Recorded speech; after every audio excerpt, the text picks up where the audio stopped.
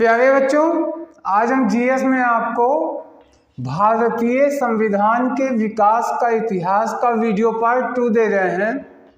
भारतीय संविधान के विकास का इतिहास, ये आपके एग्जामिनेशन ओरिएंटेड है। ये दूसरा वीडियो पार्ट 2 है। तो आइए इसमें कुछ अधिनियम को हम देखते हैं। पहला देखिए 1793 का चार्टर अधिनियम। 1793 यानी 1793 का चार्टर अधिनियम। इस अधिनियम के अंतर्गत क्या होता है? 1793 के चार्टर अधिनियम के अंतर्गत जो ब्रिटिश सरकार ने 2 बोर्ड बनाया था। एक बोर्ड का नाम था बोर्ड ऑफ डायरेक्टर और एक का नाम था बोर्ड ऑफ कंट्रोलर। कंट्रोलर जो थे वो राजनीतिक पॉलिटिकल मामलों को देखते थे। तो 1793 के चार्टर अधिनियम में ये व्यवस्था की गई कि नियंत्रण बोर्ड के जो सदस्य हैं और जो उनके कर्मचारी वगैरह हैं, इनकी तनख्वाह भारतीय राजस्व से दी जाएगी। भारतीय राजस्व का मतलब ये हुआ कि वो हमारे देश में काम कर रहे थे और हमारे ही लगान के पैसे ले करके और उसी से उन कर्मचारियों अधिकारियों की तनख्वाह देने की व्यवस्था की गई थी। तो 1793 का चार्टर अधिनियम में क्या था कि भारतीय राजस्व से ही नियंत्रण बोर्ड, उनके जो बोर्ड थे तमाम, उसके जो है डायरेक्टर से लेके कर्मचारी तक सबको सैलरी देना। अब हम बात कर रहे हैं 1813 का चार्टर अधिनियम में क्या व्यवस्था थी। 1813 इस चार्टर अधिनियम में क्या था? तो इस चार्टर अधिनियम में देखिए, सबसे पहले क्या हुआ था? सबसे पहले ब्रिटिश सरकार नहीं आई थी भारत। आया कौन था? ब्रिटिश ईस्ट इंडिया कंपनी आई थी और ईस्ट इंडिया कंपनी भारत में व्यापार उसने शुरू किया। तो बाद में क्या हुआ, एक समय ऐसा आया कि ईस्ट इंडिया कंपनी, इसको व्यापारिक एकाधिकार प्राप्त था कि मतलब भारत में सिर्फ ईस्ट इंडिया कंपनी ही व्यापार करेगी, कोई दूसरा ब्रिटिश कंपनी व्यापार नहीं कर सकता। ये व्यवस्था थी। तो इसमें इनको 20 साल के लिए अनुमति दी गई कि एकाधिकार होगा। लेकिन दूसरे व्यवस्था में, इसी अधिनियम में 20 साल के लिए इनको व्यवस्था दी, लेकिन भारत में इनका एकाधिकार खत्म किया गया।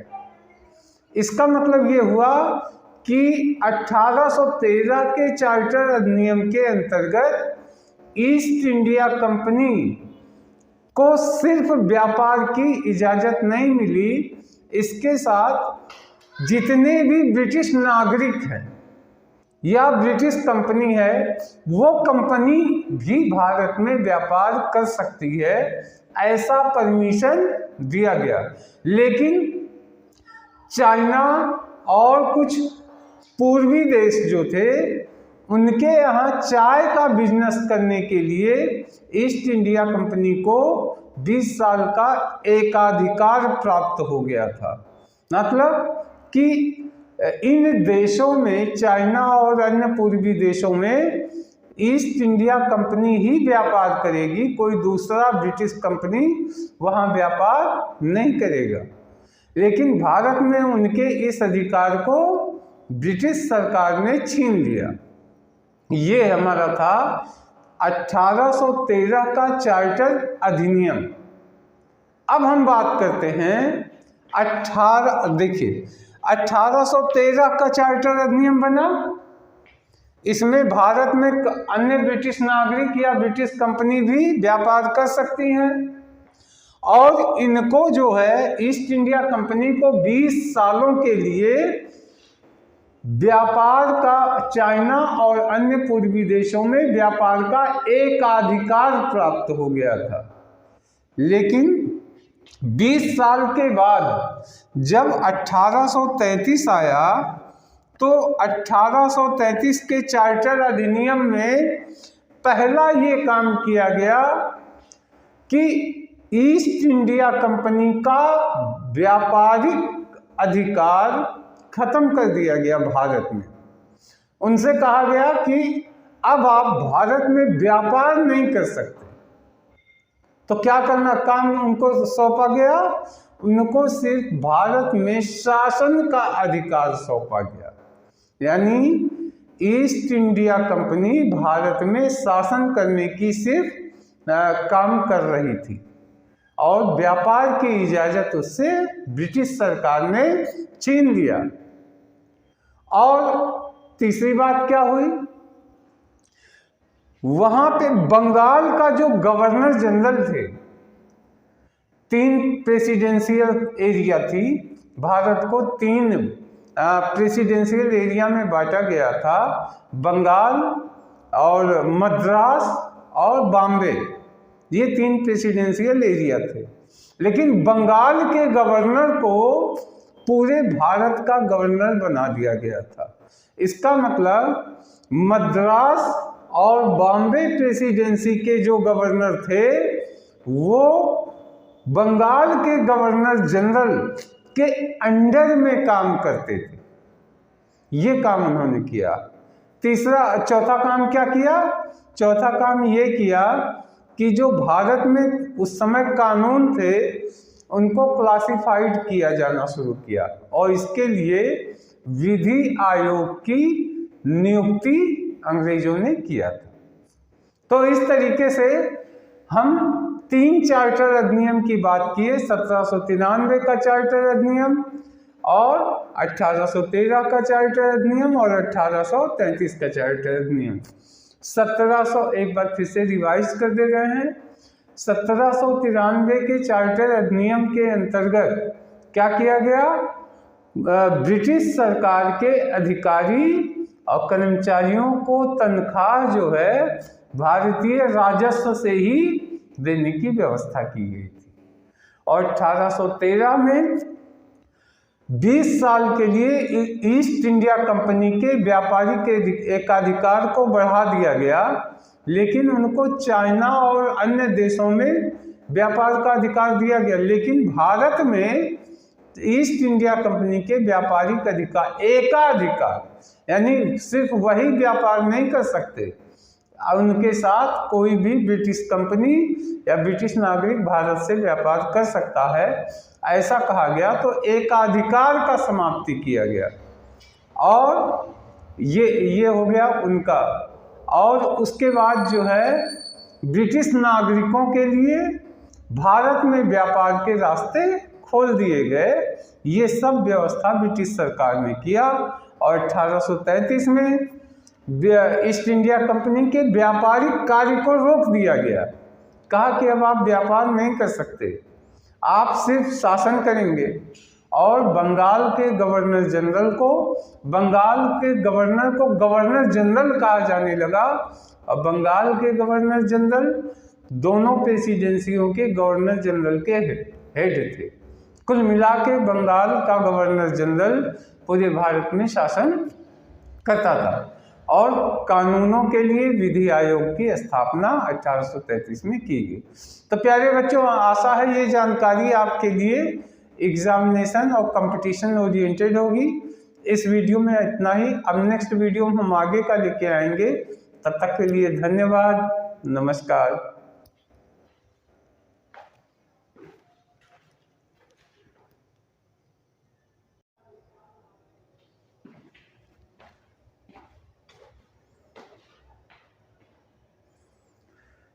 प्यारे बच्चों, आज हम जीएस में आपको भारतीय संविधान के विकास का इतिहास का वीडियो पार्ट 2 दे रहे हैं।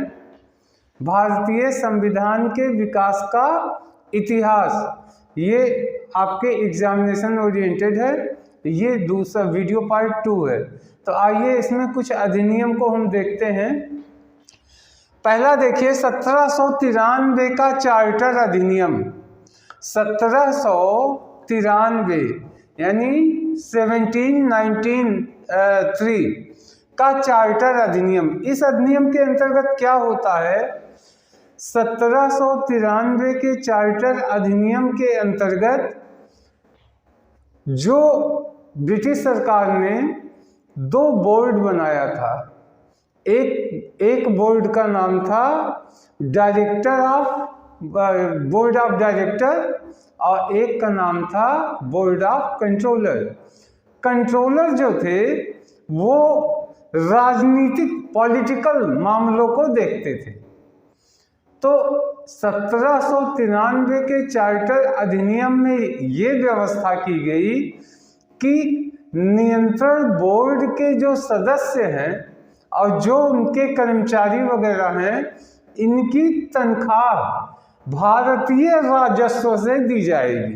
भारतीय राजस्व का मतलब ये हुआ कि वो हमारे देश में काम कर रहे थे और हमारे ही लगान के पैसे लेकर के और उसी से उन कर्मचारियों अधिकारियों की तनख्वाह देने की व्यवस्था की गई थी। तो 1793 का चार्टर अधिनियम में क्या था कि भारतीय राजस्व से ही नियंत्रण बोर्ड, उनके जो बोर्ड थे तमाम, उसके जो है डायरेक्टर से लेके कर्मचारी तक सबको सैलरी देना। अब हम बात कर रहे हैं 1813 का चार्टर अधिनियम में क्या व्यवस्था थी। 1813 1813 इस चार्टर अधिनियम में क्या था, तो इस चार्टर अधिनियम में देखिए सबसे पहले क्या हुआ था, सबसे पहले ब्रिटिश सरकार नहीं आई थी भारत, आया कौन था, ब्रिटिश ईस्ट इंडिया कंपनी आई थी। और ईस्ट इंडिया कंपनी भारत में व्यापार उसने शुरू किया।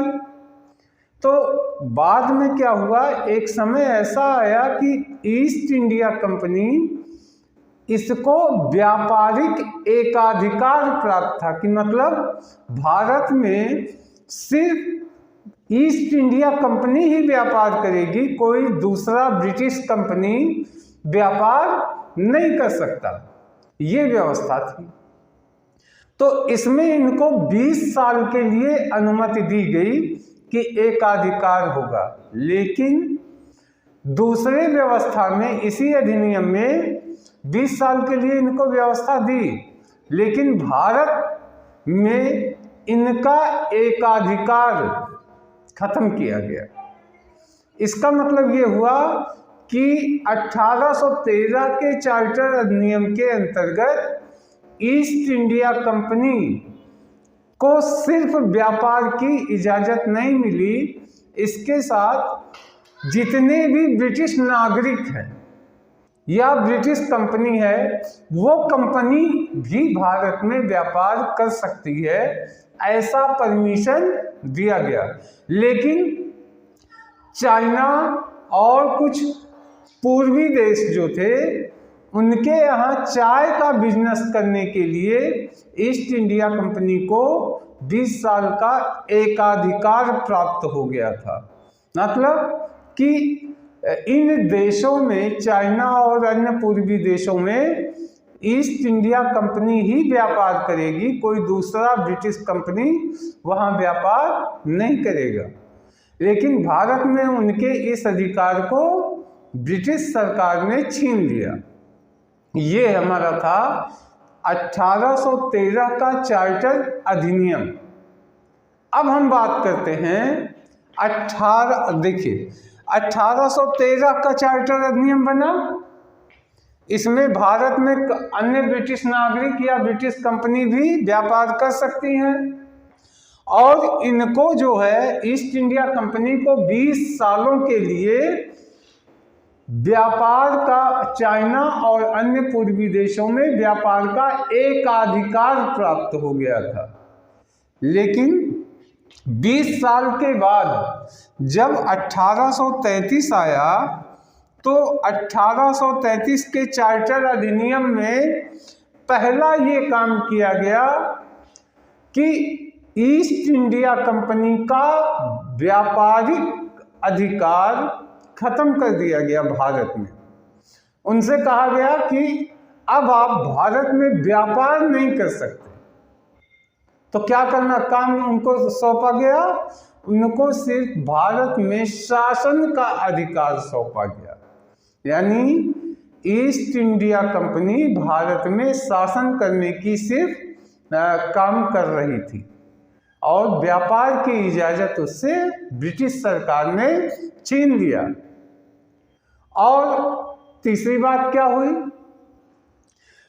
वहां पे बंगाल का जो गवर्नर जनरल थे, 3 प्रेसिडेंशियल एरिया थी, भारत को 3 प्रेसिडेंशियल एरिया में बांटा गया था, बंगाल और मद्रास और बॉम्बे, ये 3 प्रेसिडेंशियल एरिया थे। लेकिन बंगाल के गवर्नर को पूरे भारत का गवर्नर बना दिया गया था। इसका मतलब मद्रास और बॉम्बे प्रेसिडेंसी के जो गवर्नर थे वो बंगाल के गवर्नर जनरल के अंडर में काम करते थे। ये काम उन्होंने किया। चौथा काम क्या किया?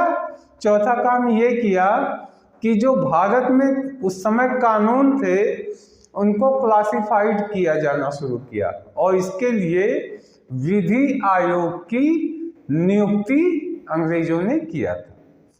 तो इस तरीके से हम 3 चार्टर अधिनियम की बात किए, 1793 का चार्टर अधिनियम और 1813 का चार्टर अधिनियम और 1833 का चार्टर अधिनियम।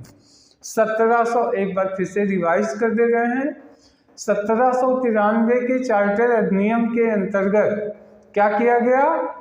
ब्रिटिश सरकार के अधिकारी और कर्मचारियों को तनख्वाह जो है भारतीय राजस्व से ही देने की व्यवस्था की गई थी। और 1813 में 20 साल के लिए ईस्ट इंडिया कंपनी के व्यापारी के एकाधिकार को बढ़ा दिया गया, लेकिन उनको चाइना और अन्य देशों में व्यापार का अधिकार दिया गया। लेकिन भारत में ईस्ट इंडिया कंपनी के व्यापारिक अधिकार एकाधिकार, यानी सिर्फ वही व्यापार नहीं कर सकते, उनके साथ कोई भी ब्रिटिश कंपनी या ब्रिटिश नागरिक भारत से व्यापार कर सकता है, ऐसा कहा गया। तो एकाधिकार का समाप्ति किया गया और ये हो गया उनका। और उसके बाद जो है ब्रिटिश नागरिकों के लिए भारत में व्यापार के रास्ते खोल दिए गए। ये सब व्यवस्था ब्रिटिश सरकार ने किया और 1833 में ईस्ट इंडिया कंपनी के व्यापारिक कार्य को रोक दिया गया। कहा कि अब आप व्यापार नहीं कर सकते, आप सिर्फ शासन करेंगे। और बंगाल के गवर्नर जनरल को गवर्नर जनरल कहा जाने लगा। और बंगाल के गवर्नर जनरल दोनों प्रेसिडेंसियों के गवर्नर जनरल के हेड थे। कुल मिला के बंगाल का गवर्नर जनरल पूरे भारत में शासन करता था और कानूनों के लिए विधि आयोग की स्थापना 1833 में की गई।